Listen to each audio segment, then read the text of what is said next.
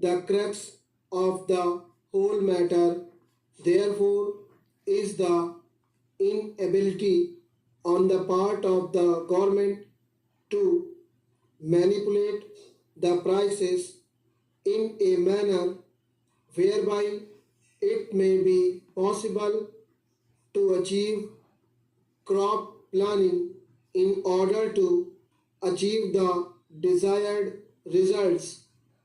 As long as this price structure is allowed to move in the manner in which it is moving today, whatever may be the policy of the government, howsoever much credit they may pump into the agricultural sector, whatever the amenities they may give to the agriculturists, it will not be possible for us to achieve the targets in the manner in which we want to achieve.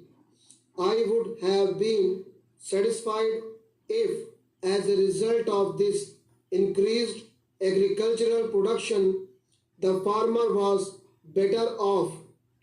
But we find that whenever there is increased production in response to higher prices, the markets slump down so heavily that ultimately the farmer stands to lose instead of to gain.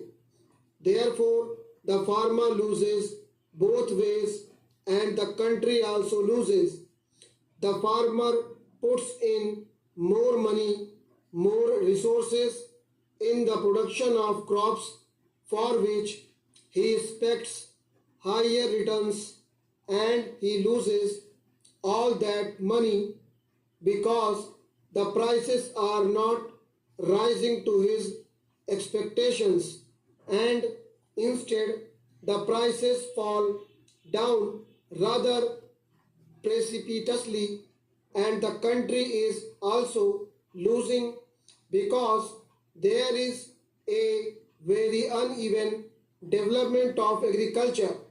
Therefore, the crux of the whole problem is not just to hold the price line or just to see that black marketing is avoided. That is only one part of the job. A very important part of the price policy, and that has got to be kept in mind. I am not against it. In fact, I am all for it, and I blame the government for not being able to do it so far.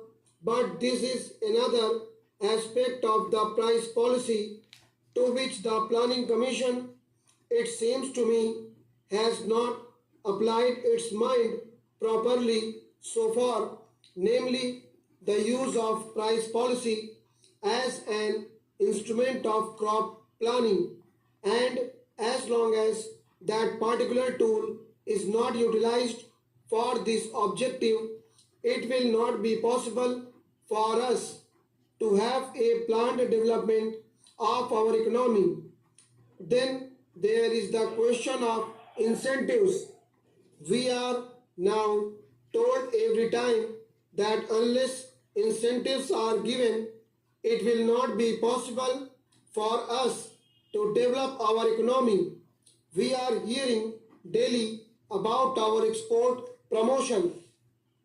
Now, the problem of incentives also